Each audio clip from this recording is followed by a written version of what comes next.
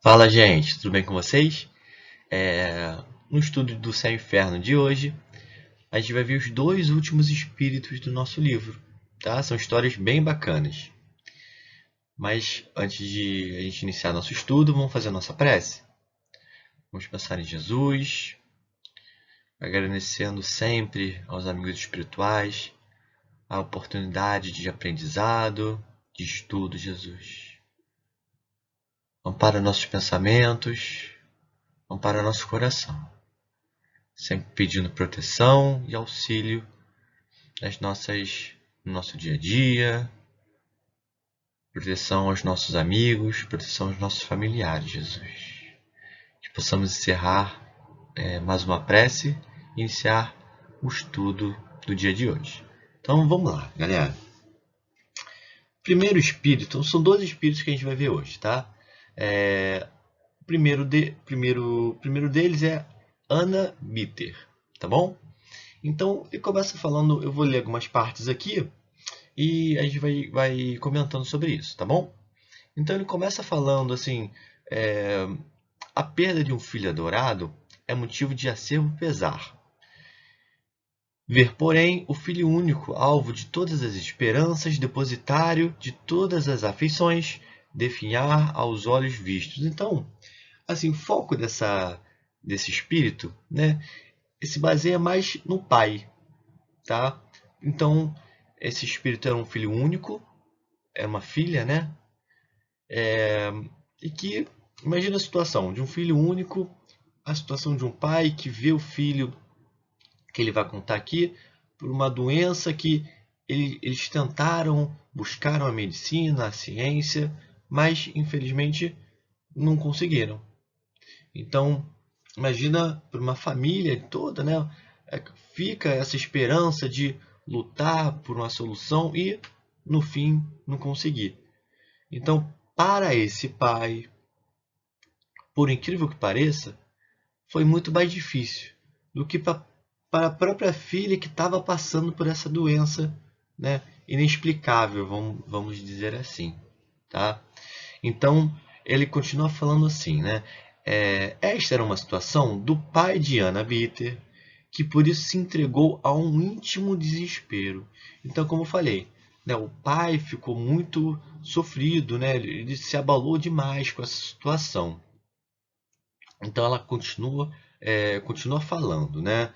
É, então um amigo da família pediu ao seu amigo espiritual, seu protetor ali, né, alguma explicação, alguma ajuda em relação a esse caso. Poxa, não tinha explicação aquela doença que ela estava passando, enfim. Então a menina desencarnou, né? E logo depois, um tempo depois, né, o pai acabou desencarnando também, tá bom? Só para a gente entender um pouquinho dessa história. Aí a filha, lá no plano espiritual, veio comentar sobre o caso, né? Foi um médium, foi conversar com ela. Então ela já começa falando assim: obrigado, meu amigo, o seu interesse por essa criança, no caso ela, né? Bem como por ter seguido os conselhos do vosso bom guia. Sim, graças a Deus, as vossas preces, mais fácil me foi deixar o invólucro terrestre. Então, sempre é que a gente fala mais uma vez, né, que a gente até cansa de falar com vocês, a importância da prece. Parece que toda a minha aula eu tenho que falar disso, né? E é assim, todo espírito que passa aqui no seu inferno, eles falam de prece. Então, a gente tem que acreditar no poder da prece, certo? Então, orar mesmo. Orar para aqueles que partiram, orar por aqueles que estão aqui conosco, nossos familiares, nossos amigos, e até daqueles que a gente não gosta, tá bom? Então, ela agradece, né? As preces, e ela não deixou se abalar por essa situação. Ela teve, que ela fala aqui, resignação. Aquela palavrinha, né? O poder de superar essas dificuldades, mas com fé, com esperança, coisa que o pai, infelizmente, não teve. Né? Então, o pai vem depois falando assim, depois que ele faleceu, né? Ele fala assim: o mundo dos espíritos não o vejo, Então ele faleceu, né, desencarnou e ainda se encontra revoltado naquela situação difícil, certo? E foi perguntado a ele assim: ainda não vistes a vossa filha? Ele responde: não, ela está morta, procuro, chamo por ela inutilmente. Então perceberam que eles estão assim num grau de evolução grande. Por mais que a filha passou por uma situação difícil, o pai que acabou sofrendo mais.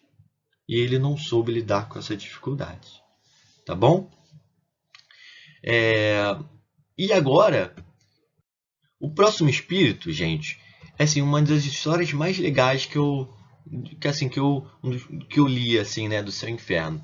E é a nossa última história, o último espírito. É o Joseph Maitre, uma coisa assim.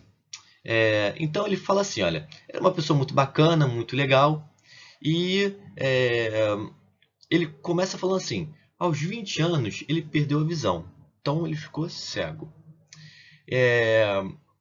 E perto de 50 ele acabou falecendo.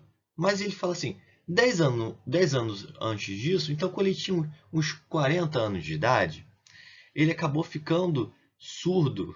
Então, imagina, gente, uma pessoa que aos 20 fica cega. Então, como o cego, vamos falar assim, lê as coisas pelo tato, né? E agora a pessoa fica surda também, não escuta nada. Como é a vida dessa pessoa? Imagina a dificuldade que ela está passando, né?